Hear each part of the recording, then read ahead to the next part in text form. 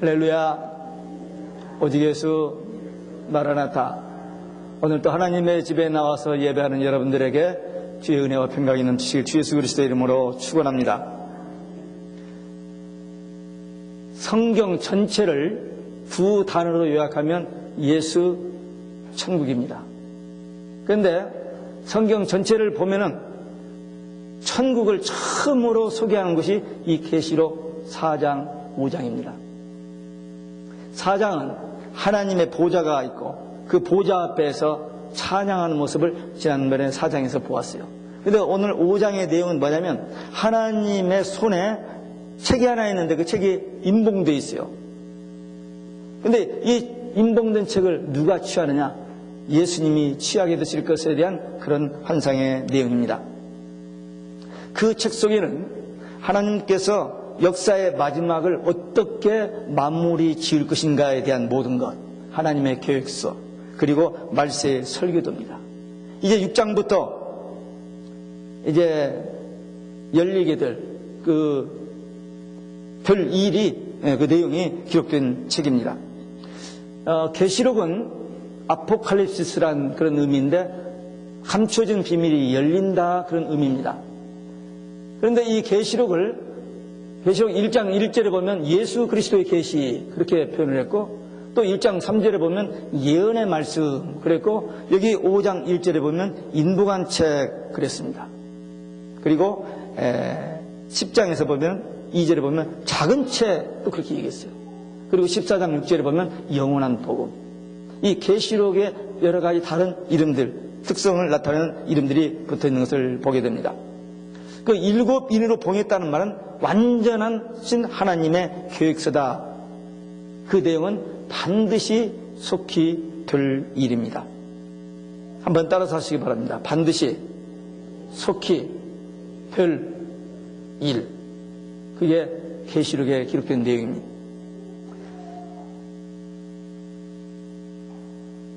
여기 인봉한 그 책을 뗄 자가 누구며 그 인을 떼게 인을 찐 책을 받은 예수님이 그 책을 받았을 때에 찬양 소리가 터져 나오는데 그 찬송 부르는 자들이 누구인가를 오늘 말씀을 통해서 우리가 찾아보겠습니다. 첫째는 요한의 통곡입니다. 지금 요한이 보좌 앞에 가서 환상 중에 가서 하나님 보좌 오른손에 있는 인봉한 책을 보았어요. 그런데 천사가 인봉한 책을 뗄 자가, 인을 뗄 자가 없다. 그래서 누구냐 보니까 아무도 없어요. 그래서 요한이 울었습니다. 왜 울었느냐? 그 인봉한 책을 떼어 주어야 하나님의 비밀을 알고 그 말씀을 전할 텐데 그게 지금 열려져야 하는데 인을 뗄 자가 없다고 하니까 이제 마음이 답답해서 울고 있었습니다. 사명을 위해서 이렇게 우는 모습입니다. 우리가 살다 보면 울게 되는 경우들이 많이 있습니다. 슬퍼서, 병들어서, 실패해서, 시련당해서, 배신당해서, 사기당해서 여러 가지 불의의 사고를 만나서 또 천재지변을 당해서 여러 가지 사정으로 우리가 울게 됩니다. 그런데 요한은 그러한 인간적인 어떤 그 문제 때문에 운 게 아니고 지금 그 인봉한 책, 그 하나님의 비밀, 그것을 알고 그 말씀을 기록하고 그 말씀을 전해야 하는 데 대한 안타까움을 가지고 우는 모습입니다. 평소에 우리가 하나님의 뜻과 계획을 알기 위해서 애타며 눈물 흘리며 기도할 수 있어야 됩니다. 그냥 우리의 생활에 필요한 거 그것 말고 좀 차원을 높여서 영적인 세계, 하나님의 뜻, 하나님의 계획, 그리고 하나님의 나라 이런 것에 대해서 우리 한번 기도할 수 있어야 됩니다. 요한은 그 인을 떼야 하는데 뗄 사람이 없는데 자기가 뗄 수도 없고 자기 능력이 없음을 인하여 안타까우면서 울게 됐습니다. 인간은 자기의 능력을 한계를 알고 하나님을 의지할 때 하나님께서 일하기 시작합니다. 하나님께서 역사하시기 시작합니다. 그래서 우리는 자기 부족을 고백할 줄 알아야 돼요. 꼭 울어야만 하는가? 물론 울지 않아도 되는 일이 많이 있습니다만 어쨌든 요한은 그 상황에서 그 안타까움에서 눈물 흘리며 기도를 하게 됐습니다. 근데 그 눈물은 되게 진실이 담겨져 있고 자기가 깨어지는 그런 순간이기 때문에 항상 기도의 역사, 응답이 더 많이 나타나는 것을 보게 됩니다. 누가 울게 하나? 억지로 울어지는 게 아닙니다. 성령께서 울게 하십니다. 왜 울리시나? 기도하라고. 왜 기도하라시나? 응답하시기 위해서. 그게 비밀입니다. 우리에게 어떤 어려움이 다가온다. 큰일 났다. 그게 아니고 기도하라는 거구나. 그래서 기도하면 그 문제 해결받죠. 그 문제 때문에 그 과정은 고통스러웠지만 하나님 앞에 기도하고 응답받으면 하나님과 얼마나 가까워집니까? 얼마나 살아계신 하나님을 체험하게 됩니까? 그런 것이 우리에게 큰 유익이 되기 때문에 야고보서에 보면 너희가 여러 가지 시험을 만나거든 온전히 기쁘게 해결하고 하잖아요. 기쁘게 해결. 그게 성경의 원리입니다. 그 요한도 지금 여기서 안타까운 마음으로 울었더니 이제 그 기도가 응답되는 것을 보게 됩니다. 정말 간절히 기도했습니다. 그 기도의 결과는 엄청난 비밀을 듣고 보고 기록하여 우리에게 전달해 줬습니다. 이 지구상에서 딱 한 사람. 하나님의 마지막 역사의 그 마무리를 딱 기록해서 전해주는 그 위대한 사역을 감당하게 됐어요. 나이도 100세가 다 돼서 아무 힘도 없는, 무엇을 주님을 위해서 열심히 일하려고 그런 것도 아닌데, 어떤 그 상황에서 정말 진실한 마음으로, 간절한 마음으로, 애타는 마음으로 울며 기도했더니 하나님께서 그 계시를 보여주시고 기록하게 하셔서 하나님의 비밀을, 역사의 끝에 이루어질 모든 그 신비한 비밀을 다 가르쳐 주셔서 전달하는 위대한 사명을 감당했던 겁니다. 물론 100세 될 때까지 복음 전하고 고생 많이 했던 요한입니다.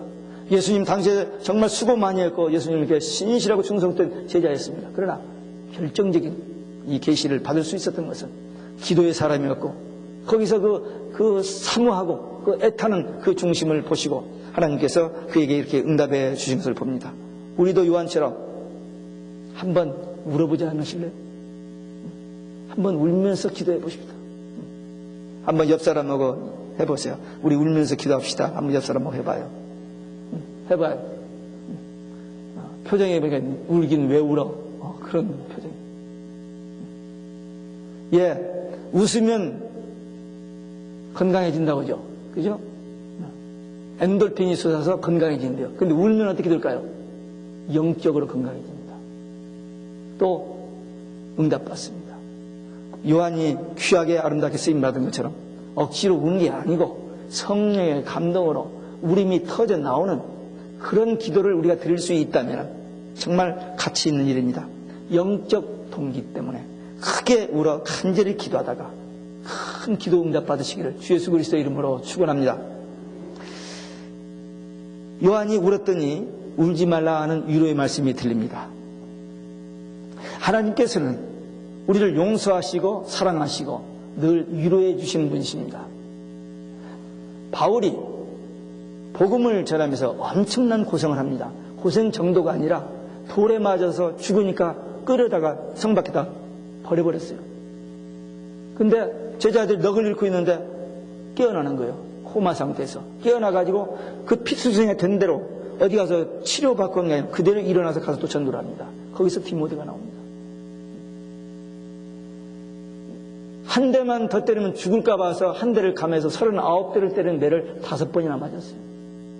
여러 가지 환란, 바울을 죽이기 전에는 밥도 물도 안 먹는다는 40명의 결사대가 지키고 있는 그런 위기, 그런 많은 고생 속에서도 바울은 고백하기를 하나님의 위로가 넘쳤다고 말하고 있습니다. 다윗 보세요. 얼마나 그 많은 아름다운 찬양시를 많이 썼습니까? 그 찬양에 앉아서 기분 잡고 폼 잡고 컨디션 좋은 데 쓴 게 아닙니다. 정말 위기, 절망적인 그런 상황 속에서 하나님만 바라보고 부르짖은 그 기도의 내용들입니다. 그게 더 성숙한, 영적으로 성숙한 그런 모습들이 환난 때, 어려운 때에 나타납니다. 그러니까 우리 같은 어려움이 온다. 그러면 절망하고 좌절할 때가 아니라 오히려 하나님을 찾고 하나님을 만나면 더 놀라운 기적을 체험하게 된다는 것입니다. 인뗄 자를 몰라서 울고 기도했더니 인뗄 자는 예수 그리스도라고 알려주셨습니다. 예수님만이 이를 떼실 수 있습니다. 예수님만을 사모하는 사람, 예수님을 만난 주의 종들에게 이 인을 떼주십니다. 이 비밀을 열어주십니다. 여러분들에게도 이 비밀이 열려주시기를 바랍니다. 사모하는 자에게 주십니다. 나는 관심도 없고 난 다른 일이 바쁘다고 하는 사람들에게는 하나님께서 절대로 이것을 억지로 가서 열어주실 이유가 없습니다. 도대체 하나님의 뜻과 계획이 뭘까? 이 마지막 때 종말이 온다고 하는데 어떻게 전개될 것인가 하면서 이 말씀을 붙들고 기도하면서 애타는 마음, 그런 마음과 기도하면 하나님께서 눈을 열어서 보여주실 것입니다. 여기 인떼는 자 예수님의 위치가 나오는데 보좌가 있고 내생물 24장로들이 있는 그 사이에 중보자 되신 예수님, 하나님 보좌 우편에 계신 것을 보게 됩니다. 중보자는 하나님과 사람 어느 한쪽이 아니고 양쪽을 다 만족시켜야 됩니다. 그래서 하나님이셔야 하나님을 기쁘시게 하고 사람이어야 또 사람의 편을 들 수가 있습니다. 그래서 참 하나님이시며 참 인간이신 예수님만이 참 중보자이십니다. 예수님이 육의 몸을 입고 이 땅에 오셔서 십자가에 죽으심으로 우리의 죄값을 대신 지불해 주셨습니다. 그리고 부활하셔서 우리의 구주가 되시고 우리의 중보자가 되셨습니다. 하나님 만나는 길, 천국 가는 길, there is no other way, only Jesus. 예수님밖에 없습니다. 오늘날 많은 사람들은 예수님도 one of them, 여러 길 중에 한 길이라고 하고 우리 다 하나님을 믿는다라고 거짓말하고 있는데 속고 있습니다. 아닙니다. 가짜들입니다. 지금 오늘 많은 큰 교회 목사들이 거기 다 가담되어 있어요. 그래서 같이 일하자고. 모슬렘도 빼앗고 우리 형제라고 이렇게 하고. 아닙니다. 정신 바짝 차려야 됩니다. 조금만 참으면 돼요. 조금만 참으면. 지금 이 버겐 카운티 교회에서, 미국 교회에서 이 목사들에게 편지 보내면 레터헤드 제일 위에 8개 종교 마크가 다 있습니다. 하나 됐다는 거예요. 하나 됐다는 거예요. 아니잖아요. 지금 그런 시대에 우리가 살고 있습니다. 하나님 만나는 게 오직 예수님만 중보자 되십니다. 예수님께서 우리 위해서 구원을 이루어 놓으셨고 이제 우리를 다시 데리러 오신다고 하셨는데 지금 예수님은 어디서 뭘 하실까요? 혹시 아시는 분 있어요? 예수님 지금 어디서 뭐 하고 계실까? 로마서 8장 34절에 보면 하나님 보좌 우편에서 우리를 위해 중보기도 하고 계신다고 했어요. 그리고 예수님이 내가 속히 오리라 하시면서 내가 너에게 줄 상이 있어. 우리를 데리러 오실 준비를 하고 계십니다. He will come 아니고 He is coming. 영어로 그 원문 해석을 지금 오고 계십니다. 예수님께서 보좌 우편에 계시는데 7뿔과 7눈이 있다 그랬습니다. 7뿔은 예수님의 완전한 절대적인 그 권세, 그 7눈은 7영, 성령을 말해요. 늦은비 성령. 마지막 추수 때 추수의 일꾼들에게 부어주실 늦은비 성령입니다.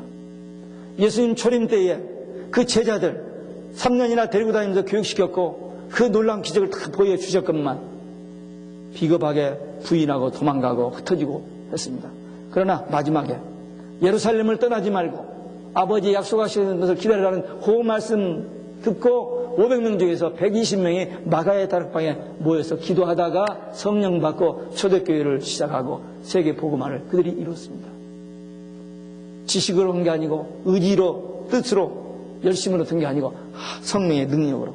마지막 때도 교회가 배도하고 점점 어두워져가는 이때에 늦은비 성령이 부어주셔서 그 성령 받은 주의 종들이 딱 3년 반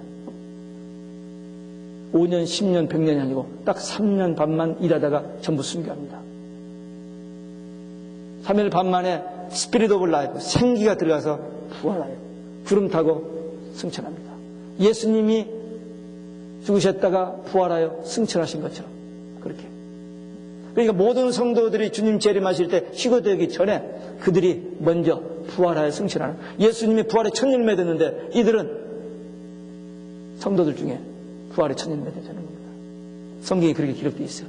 계시록 12장, 11장, 그리고 14장에 그렇게 기록되어 있습니다. 지금 예수님께서 이제 늦은 비 성령을 곧 보내주십니다. 지금 5장이거든요. 6장에 되면은 예수님께서 인을 딱 뗍니다. 이렇게. 첫 번째 인을 딱 떼요. 떼면 적그리스도가 탁 튀쳐나옵니다. 그와 동시에 늦은 비 성령 받은 주의 종들이 사역을 시작하고 그와 동시에 재앙들이 터집니다. 지금 일어나고 있는 모든 재앙은 그 연결입니다. 종말 시대에, 라오디게아 시대에 여러 이런 징조들이 많이 일어나는데 점점 더 많이 일어나잖아요. 작년 2010년 1월부터 6월까지 6개월 동안에 세계적으로 35군데서 지진이 터졌습니다. 우리는 큰 것만 몇 개인지 알고 있습니다만 점점 터지잖아요. 더 많이 기근, 공해, 물 오염, 오존층 파괴. 최근에 제가 CNN 그 방송을 잠깐 그 뉴스를 듣는데 보니까 태양에서 흑점이 떨어지는 것을 얼마 전에 떨어졌고 또 떨어지는 것을 촬영해서 보여준 거 있습니다. 그 흑점이 떨어지게 되면은 인공위성이나 지금 이 무선 이런 것이 다 이렇게 혼선이 오고 마비될 수 있다는 거예요. 성경에 예언된 천체가 흔들리고 다 생물이 이제 죽고 하는 그런 그 재앙들이 기록되어 있는데 그것이 곧 이제 열리집니다. 지금 그게 지금 현재 일어나고 있는 일은 그게 시작이에요.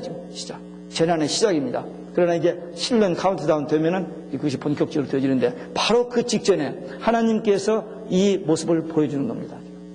천국의 모습을 보여주면서 성도들에게 이런 환란이 와도 두려워할 필요 없고 이렇게 하나님이 예비하신 그 나라를 바라보고 있어요. 이 주의 종들이 7장에서 성령의 인을 받습니다. 늦은 비 성령 인침을 받아요. 그리고 11장에서 사역하다 그렇게 순교합니다. 정확하게 하나님께서는 마지막 때 이렇게 될 일을 이렇게 기록해서 우리에게 전해 주셨습니다.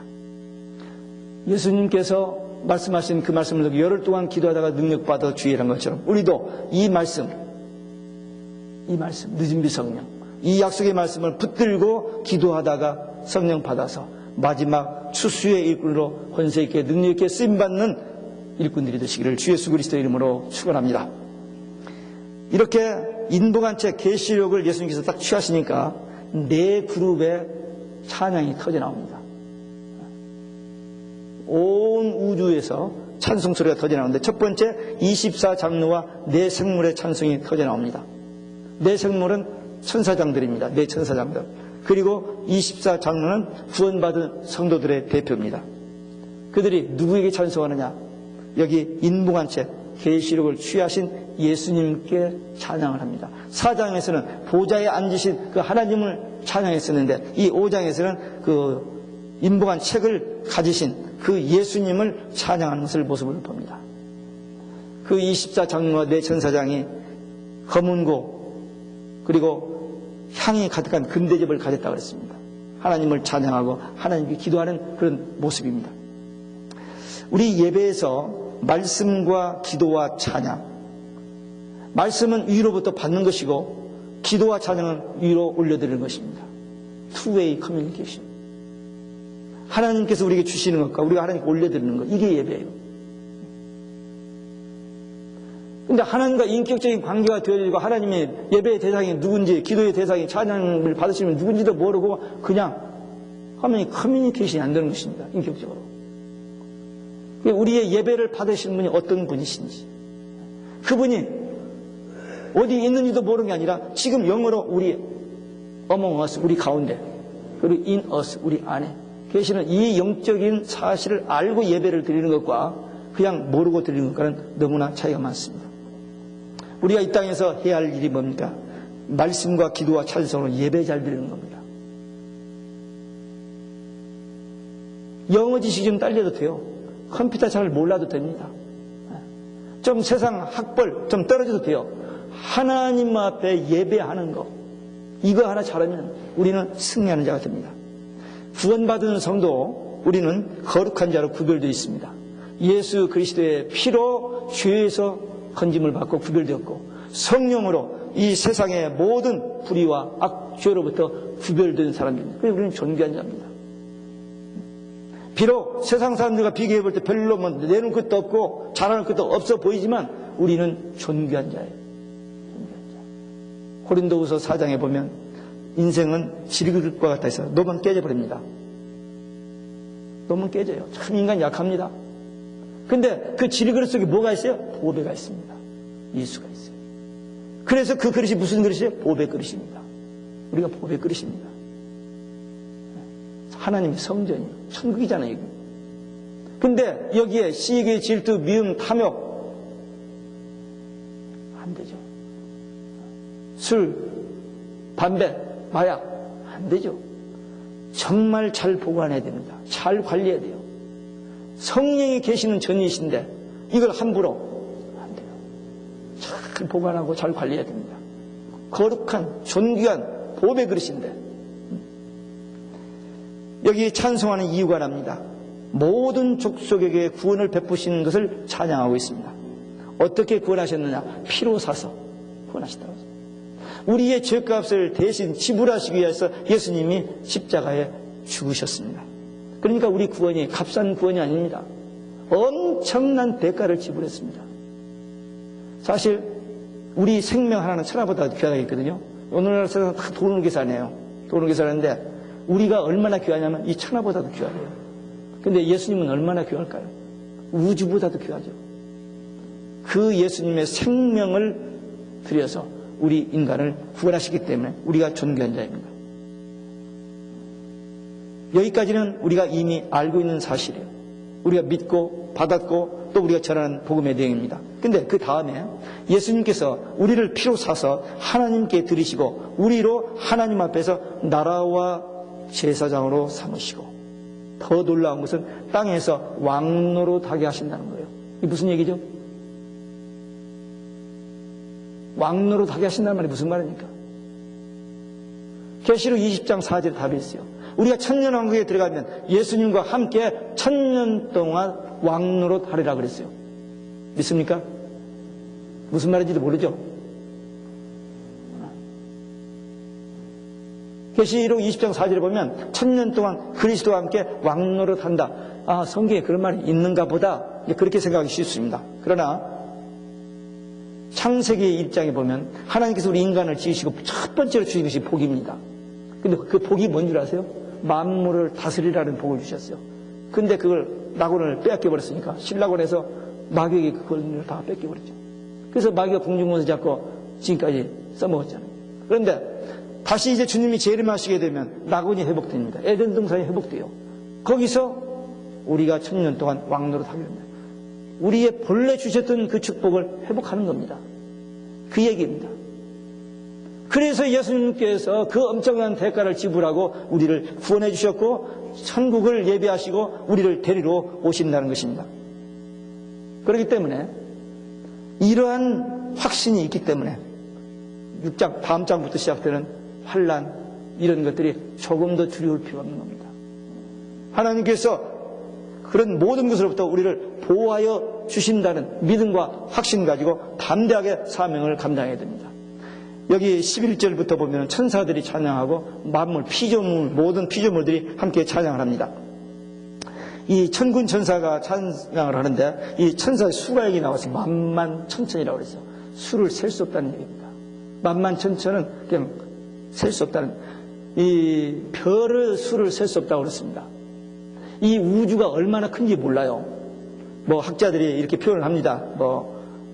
1광년이면 빛이 1년 동안 가는 속도인데 몇억 광년이라. 그냥 이게 학자들이 말은 할 뿐이지 그게 우리에게 전달되질 않습니다. 얼마나 우주가 큰지. 근데 그 모든 우주를 지배하고 다스리시는 하나님이십니다. 그 하나님께서 셀 수 없는 이 천사들은 하나님이 부리는 영으로서 구원받은 우리를 도우라고 보내심을 받았다는 거예요. 히브리서 1장 14절에 그렇게 되어 있어요. 그러니까 우리가 이래봬도 하나님께서 보낸 천사들 우리를 보호하고 지켜주시고 하십니다. 계시록 8장에 보면 우리가 기도하면 천사들이 그 기도를 받들어 가지고 올라갑니다. 우리 신부름꾼들입니다. 우리는 보지도 못하지만 하나님께서 부리는 영으로서 이 계시록 인봉한 책을 하나님의 손에서 예수님께서 취하신 그 책은 마지막 때 될 일인데, 마지막 때 될 일일 뿐만 아니라 여기서 보니까 완전히 찬송의 책, 예배의 책입니다. 찬송 예배. 그게 그렇게 중요합니다. 여기 12절에 천사들의 찬송 내용이 있습니다. 인봉한 책을 취하신 예수님께 능력과 부와 지혜와 힘과 존귀, 영광, 찬송 받으시기 합당하시다. 우리는 기도해도 하나님 그런 기도 못 하죠. 아버지 하나님 감사합니다. 구원에 이런 기도하지, 이렇게 하나님 앞에 영광과 존귀와 경배 이런 거 별로 못 해보죠. 근데 이 천사들은 그런 찬양을 많이 하는 것을 봅니다. 우리가 이 땅에서 사는 동안에도 우리 많이 찬양하고 예배합니다. 또 그리고 천국에 가서도 이렇게 계속 하나님 앞에 찬양하며 예배 드리게 될 것입니다. 그곳에 가고 싶으세요? 가봐도 별 재미없을 것 같죠? 맨 예배만 드린다는, 연속극도 못 보고 맨 찬송하고 기도하고, 기도는 안 하겠죠. 찬양과 경배. 재미없어서 갈 마음이 안 생길는지 모릅니다. 근데 거기 가야 돼요. 정말 예배하기를 원하는 사람들이 거기 가야 됩니다. 계시록 11장 1절에 보면 성전에서 참 예배를 드리는 자들, 그들을 예배처에 보호하시고